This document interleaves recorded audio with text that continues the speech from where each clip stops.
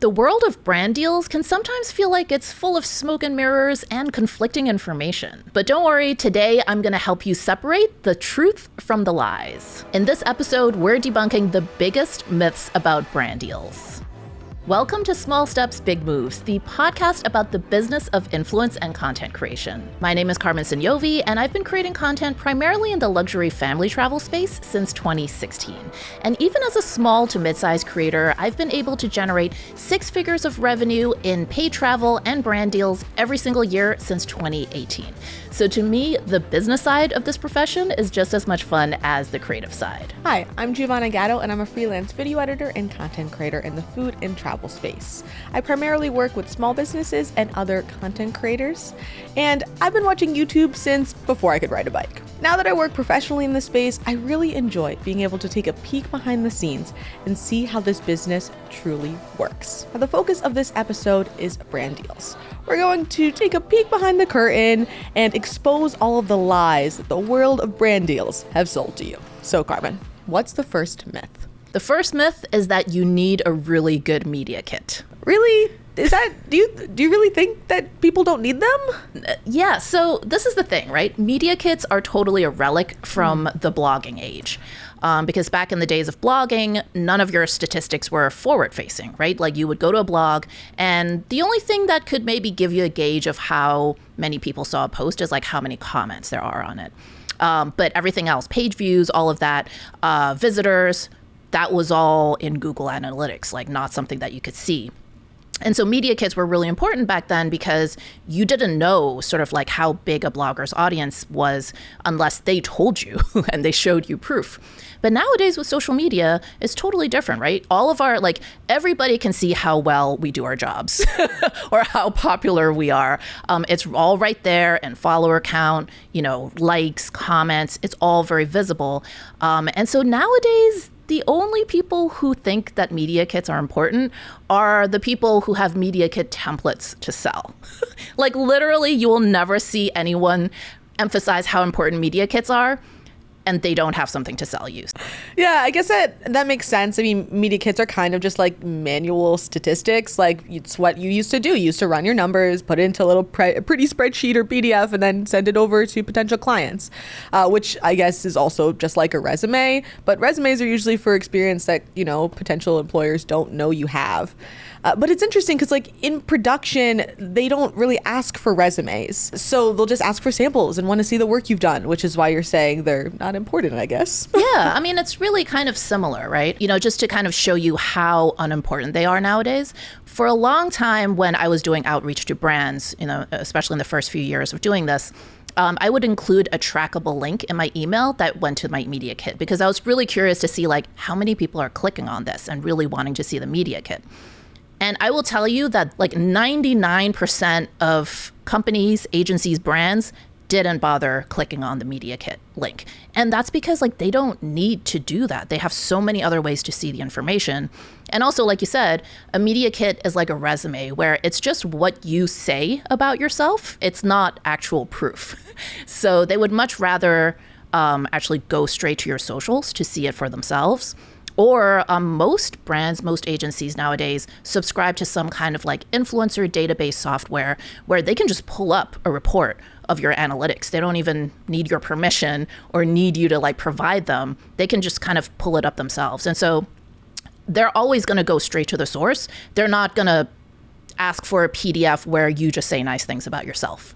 I actually saw the other day a creator mention that when they get brand deals, a lot of time the brands are just telling them to do what they typically do in all of their videos. And they were saying how they tend to be much smaller than a lot of other creators in the campaign. And it kind of made me think, like, does no one ask for your media kit, or how does that kind of work? Yeah, I mean, I would say I do still get the occasional email asking for a media kit.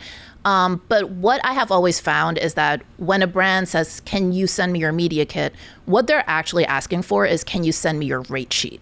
And here's the thing, insider tip, never put your rates in a media kit. And the reason for that is that you may sort of internally have like, hey, these are my base rates for various pieces of content, like a reel, a TikTok, a static post. However, every single campaign has different parameters when it comes to usage, paid media, exclusivity. And because of that, no two campaigns are ever priced the same. So for you to just like have a general rate sheet and put it out there, it actually ends up being misleading because a brand is like, oh, it's going to be this much for one reel. That's what I'm going to budget for. And it's never going to be that price because there's always other things coming into the campaign. So that's why you should never put your rate sheet in a media kit. It's not about being misleading. It's not accurate until you have all of the details of the campaign. And so, back to the media kit question, when a brand or an agency asks me for a media kit, what they're really saying is send me your rates. And brands that ask that are typically just kind of window shopping. It's kind of a fishing expedition. They might be doing some very general research of like, what are influencer rates like nowadays in the marketplace? Those inquiries for me pretty much never lead to actual campaigns because they're so early on in the process. Usually when it's sort of like a real project, they've already come to you with, hey, this is exactly what we need in terms of content deliverables. This is the usage, this is the paid media, this is the exclusivity. Can you price this out? That's a hot lead. If it's like, hey, how much do you charge? It's like you're either like at the very, very beginning of researching, or this is your first go at influencer marketing. And like, I don't want to be your guinea pig until you like learn how to actually do this. So yeah, even when they ask for a media kit, what they're really asking for is your rates, not your media kit. Yeah, that's helpful because that can be super confusing, especially if you're just starting out and they ask you a question and you answer it. And it's just really not what they're actually looking for. Yeah. So then should you even bother making a media kit? Yeah, I mean, I think just have one. Like, it would be weird if a brand asked you to send one and you're like, I don't have a media kit. Like that comes off really unprofessional. So have one, but like, don't overthink it. Like, literally just go to Canva. There's tons of media kit templates. Find one you like, plug in your photos, plug in your stats. It just has to have the basics of like your follower count across the different social media platforms. If your engagement rate is high, maybe call that out. Any brands you've worked with before, a little short bio. Who are you? What's your audience like? Any interesting, statistics about your audience, like demographics, super basic. But yeah, don't overthink it. Just have one ready to go and don't put your rates in that document. So it's kind of like a formality, like mandatory cover letters. Exactly. Totally a formality. How would you like to win a free trip to New York, explore this amazing city, and join us right here in the studio as our special guest? We're celebrating the launch of this podcast with a spectacular giveaway. Woohoo! We are going to be flying one lucky creator out to New York for the weekend. Think of it like a brand trip. You'll get to hang out with us, we'll talk shop about the business of influence and content creation, and we'll make sure that you capture plenty of New York City content so that way you're ready to propel your creator career. And we'll even feature you on a special bonus episode as a guest on the podcast. To find out how to enter the giveaway, just click the link in the description below. But hurry, because the giveaway closes December 31st, 2023. So get your entry in as soon as possible. Good luck. So what's another myth? So another myth that I think a lot of creators have bought into is that you need a huge audience to even be considered to do a brand deal. And I can understand like where that feeling comes from. Because, you're always going to compare yourself to like bigger creators. And when you're earlier in your career, it can seem like really insurmountable. Like, oh, how can I possibly be considered when there's people with millions of followers out there, right? And also, I think another reason why a lot of creators are convinced that, hey, I'm going to need at least 5,000 or 10,000 or 100,000 followers is because there are a lot of influencer dashboards out there. So dashboards meaning there are these websites where you go in, you create a profile, you usually sort of connect your social media accounts. And then there will be like different campaigns that you can apply to be a part of. And then if you get accepted, then you do a brand deal with those brands. So usually the brands are big brands, but the campaigns pay very little. So they're a great way to kind of get started. But a lot of those influencer dashboards will say like, hey, we only take on creators that have at least this many followers. So because of that, a lot of creators feel like, okay, if I don't meet this threshold, there's no hope for me. I can't do anything.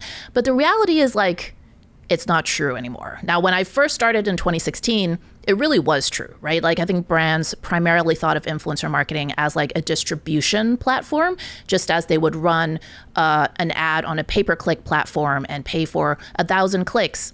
They really thought of influencers as the same thing. Like, okay, Giovanna, she has 1,000 followers, so that's how much, we're going to pay her this to reach her 1,000 followers. Now it's very different. Yeah, and it's interesting because, I have a much smaller audience. And so trying to figure out how to get into this world, I stumbled across I guess it would be considered a dashboard. It's called Kale. And it's like a small self-service platform for small creators. And it's so interesting because you don't have a follower count. You pretty much can just apply to it. Obviously have a social media account that's active and it has engaging content intended for audiences. And you can apply for platforms in there, and I love to use it because, again, you're just self-service, which is pretty cool. So there's no minimum follower count that you need to. No, that's great. Yeah, it's really cool. And even when they go in for samples, I'll try and compare my platform just to see what other people are doing it. And it seems like they actually preference to have smaller creators. Oh. Yeah, and I think also it might be kind of like small creators getting into it, but also potentially smaller brands who are starting to get into, working with other with content creators. There's definitely plenty of no brands on there. I've seen Free People on there before, Olipop, those typical brands that have a lot of media spend. But yeah, it's been really interesting to kind of see what it's like in current climate. Yeah, and I think the reason that things like Kale can exist is because nowadays brands don't only think of influencer marketing just for the distribution, right? Now they also realize, this is actually a really cost-effective way for us to get good quality marketing creative, which oftentimes can become used as actual advertisements. So, when you do influencer marketing, yes, you get the distribution, meaning you get to reach however many followers you have or however many followers Instagram allows to see whatever you post. But what the brands are also getting is actually the content itself, that, your skill in presenting the product, in creating a concept, in making an ad that doesn't feel like an ad. And so now I think brands are much more educated on the value of that, because they know that if you went the traditional production route, and better than anyone else, even a simple 30-second video, 60-second social media video can be 1 to 3 full days of production with a crew of 60, easily running into 6-figure budgets. Whereas you can hire one creator and they wear all of those hats. So I think that's the biggest difference, and the reason why you no longer have to have whatever that imaginary threshold is, 10,000, 100,000 followers, because now brands actually care about the creative as well. Yeah, it's really just nice to see that shift towards, appreciating creators in the production space, because that's kind of what's happening, is they're understanding that creators can wear all those hats and they can give them those responsibilities. And you don't have to have, 1 million followers, because sometimes 1 million followers comes with that 60-person crew. When you have a ton of followers, brands also can sometimes assume that you can put more spend behind everything as well. Yeah, so I think, like you said, brands definitely have more of an appreciation that creators can, as the name implies, make the creative. But I think also another thing that's changed is that pretty much every single brand deal nowadays has a paid media component, meaning that very often part of what the brand is paying for is the right to boost that post, to boost that TikTok, to boost that Instagram reel. And so that means that they no longer have to rely purely on whatever organic reach you happen to get, which is going to be, based on your follower count and sort of, your engagement rate. Now they, that's nice to have, whatever you get organically, but they've also allocated X amount of dollars to actually push that content to a wider audience. And also they have much more control over who that audience is, because they can actually go in there and target specifically who they want to see it rather. So, if they want just U.S. audiences, they want just women between this age and this age. Sometimes there's campaigns we've done that are even very regional or local. So maybe they only want to show this to people in New York City.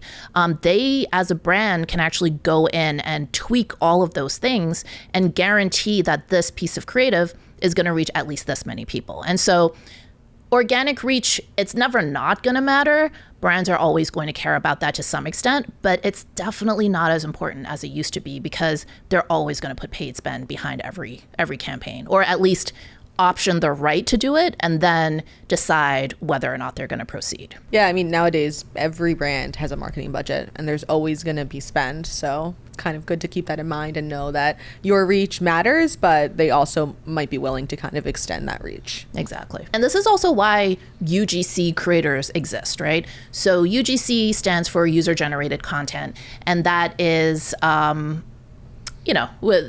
term sort of originally meant something else, but what it's really kind of become now is there are creators out there who are not influencers per se, in the fact that they don't necessarily have an audience of their own, but they have the skill set to create content that is catchy about a brand. And so a lot of brands will go out and specifically hire UGC creators who basically have no distribution, right? They have no real organic reach because their specialty is not building an audience. Their specialty is just making the creative. And so they'll hire them. Those creators will make the creative, and then the brand takes that and then they go and basically run that as an ad. So if organic reach was everything, if you had to have this many followers to do a brand deal, UGC creators as a category would not exist. So, if you ever find yourself, as a, budding influencer wondering, God, do I have enough followers to do this? Understand that, yeah, because it all depends on the project, because again, not every brand is that fussed about organic reach. Yeah, most UGC creators have literally no followers. They almost kind of work as the talent and they're just outsourced for the brand. So that's definitely a route you can go down, or you can supplement with your content as well. By the way, if you're finding this video helpful, please hit the like button. It really does help us reach more creators just like you. And if you haven't already, subscribe and turn on notifications so you don't miss our next video. So what's another myth? So another myth, AKA bad advice I often hear given to creators about brand deals, is the idea that when you reach out to a brand, you should pitch a very specific idea of the kind of brand deal you want to do. So I'll often see, the sort of accounts that are like how to be a creator type of accounts that'll be like, oh, you should think about like what's a really unique concept that you can execute and only you can do that really ties in that brand with your audience and And that's the idea that you should email the brand or the agency about. And that is literally the opposite of how brand deals work. Most brands and most companies in general, right? You're going to allocate the majority of your marketing budget to predetermined initiatives throughout the year. And they're kind of determined probably a year in advance. And so, for example, back to school shopping. Most apparel brands are going to know, hey, in the summer, that's when we're going to spend most of our budget on back to school shopping, ads, marketing, influencer campaigns. Holiday shopping, obviously, is another one. Most brands are going to allocate a huge amount of their budget to encouraging people to, include their brand, their product when they do their holiday shopping. So most of the budget is always going to be allocated to these things that already exist. And so your goal as a creator is not to pitch your super specific idea. It's you want to be considered for one of those existing projects because that's your best bet of getting in. Yeah, it's interesting because when clients come to me, they already know what video they might want to make. They come with their idea ready and we talk it out. So it's interesting that a lot of people think they can go email a brand and say, I have this great idea, because it feels like, the brand knows the brand best. You want to work with them and learn from them and then kind of grow into that relationship where maybe you'd be able to come with more to the table versus kind of just sliding into their inbox with a shot list. Yeah, so I think, if you're some huge creator, like if you're a Charlie D'Amelio, you're a David Dobrik, yeah, if you're of that stature and that well known, if you slide into a brand's DMs and you're like, hey, I have this idea for a project, of course they're going to want to listen, right? Because it's like inherently by them doing something with you, that is already going to be newsworthy, no matter how well the content performs. So if you're like a big name like that, that's the exception to the rule. But if you're like some no-name Carmen Sognonvi, the chances of a brand saying yes, and not just saying yes, you have to understand that they would have to go and find money in the budget that is already mostly predetermined to other things and scrape together some money to do just my idea with just me, the likelihood of that happening is just so much lower than the likelihood of them being like, oh, Carmen, you would be perfect for our back to school shopping campaign because you have a family. Like, that is so much of an easier ask. And then also, keep in mind that like the more specific your idea is and the more it's just with you, it's less likely because these other campaigns, they're always tapping multiple people at the same time, right? So it's like you have a back to school shopping campaign. You're not going to do it just with one creator. You're going to probably do it with 10, 20, maybe 50 different people across different kinds of categories, different niches. The likelihood of them doing just your idea is just so much lower than you just getting picked for a campaign they're already doing. Yeah. And so how do you go about getting picked for that campaign? Like, how do you pitch, I guess? Yeah, so I've always found that the best way is to literally just think of it as an introductory email. I think creators can like overthink like, oh, what should be in my pitch and like come up with all this florid language. And it's like, no, literally you just have to be like, hey, my name is Carmen. This is what I do. This is my audience. This is why I like your brand or why we might be a fit in working together. And then just literally ask to be considered for any future projects that would be a good fit. That's it. Like, you don't have to demand anything. You don't have to tell them what to do.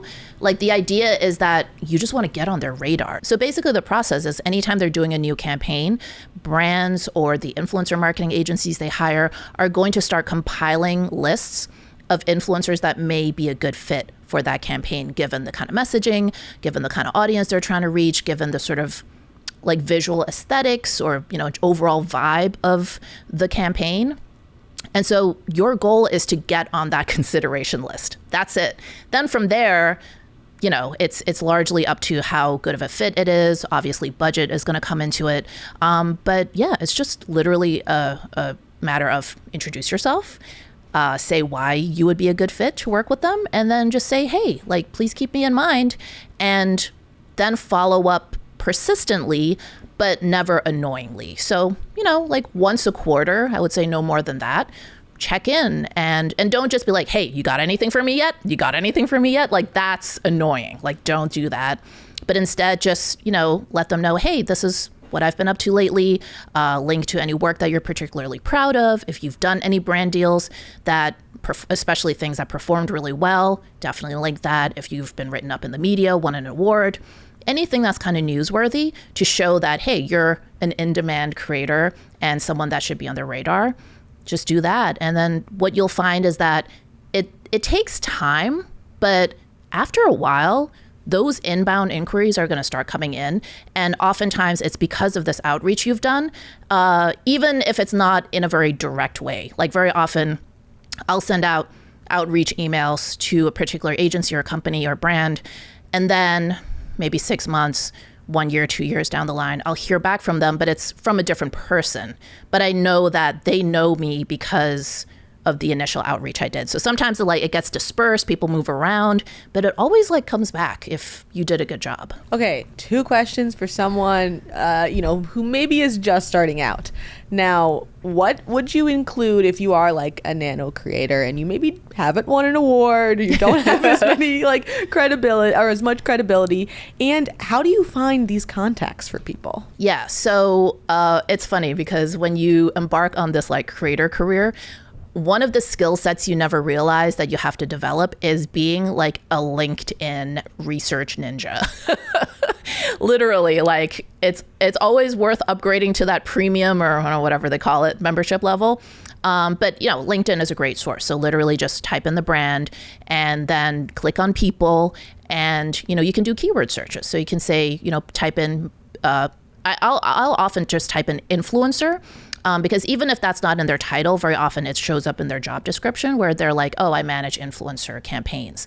So yeah, look for people who have influencer marketing in their job titles, PR, communications. Typically it falls under that realm. And then also just straight Google. You can just say, Old Navy media contact.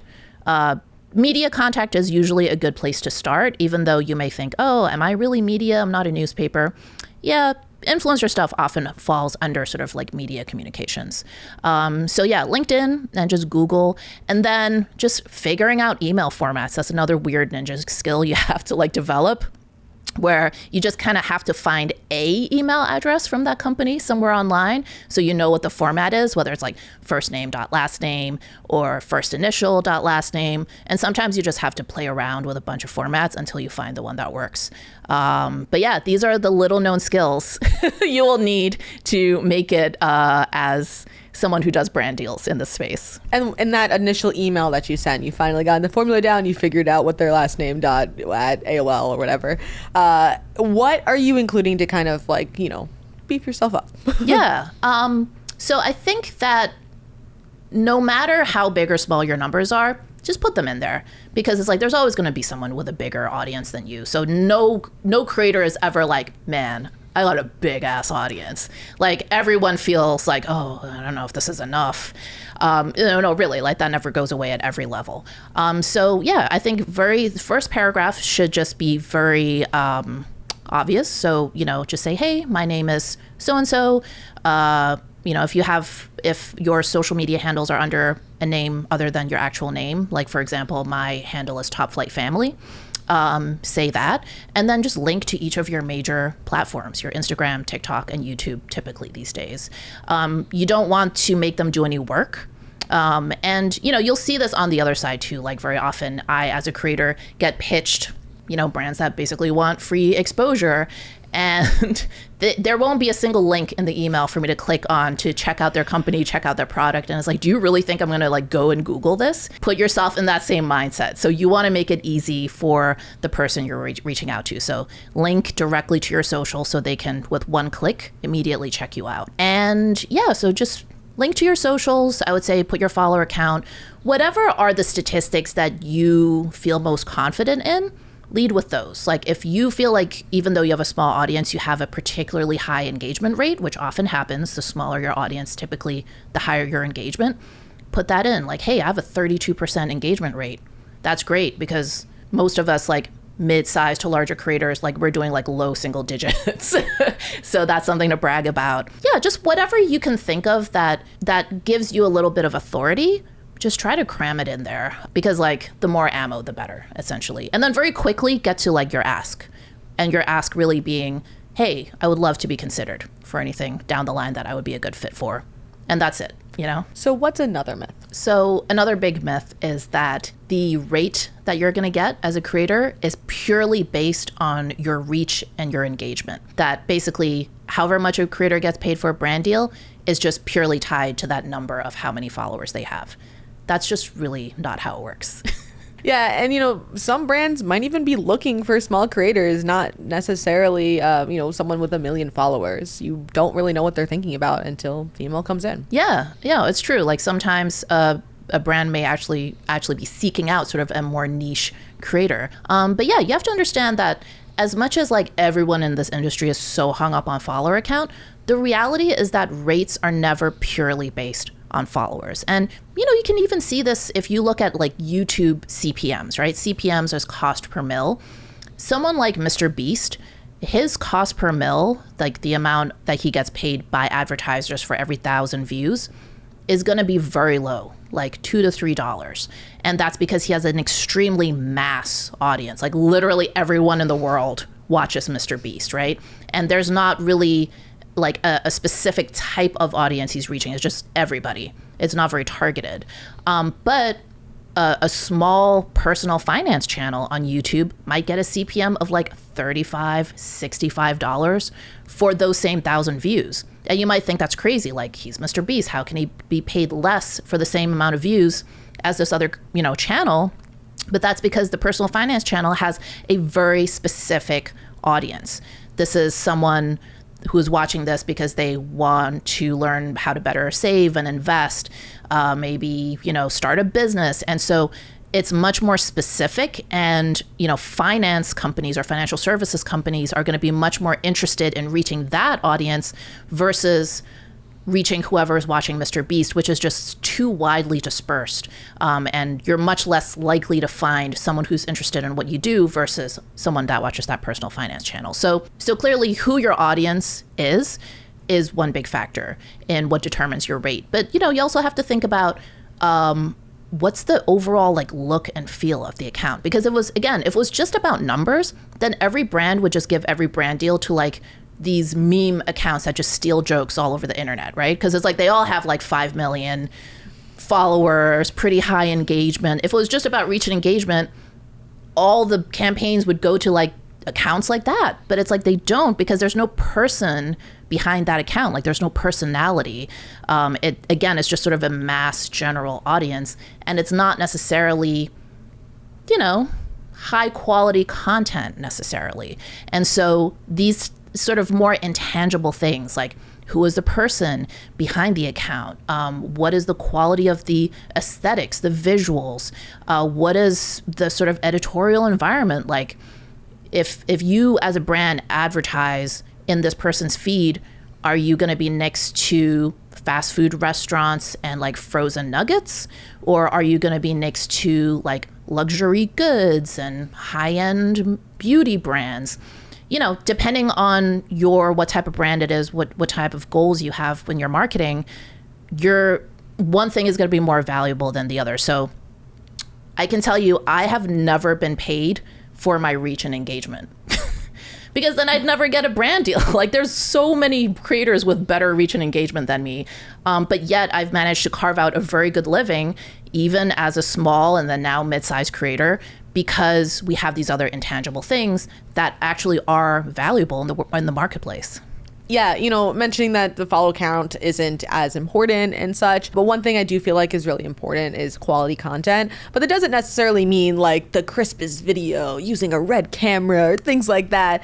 Quality can come in all different shapes and forms. Just being able to speak coherently and like having a good on-screen presence is a worked at craft. It's something that is definitely valued. So, you don't have to go out and buy 1,000 things to feel like you have quality content. It's definitely something you can work at for free at home to kind of add that value. Yeah, and I'm glad you brought up this whole idea that quality can mean different things, because very often we hear, hey, make quality content, but it's like no one defines what that actually means, right?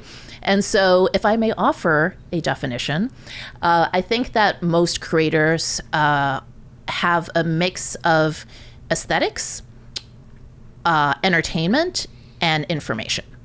And depending on the type of creator you are, you're probably going to be more heavily in one than the other. So if you are, a very aesthetic, like travel Instagram type of creator, then you're probably going to be much more on the aesthetics than the entertainment or the information.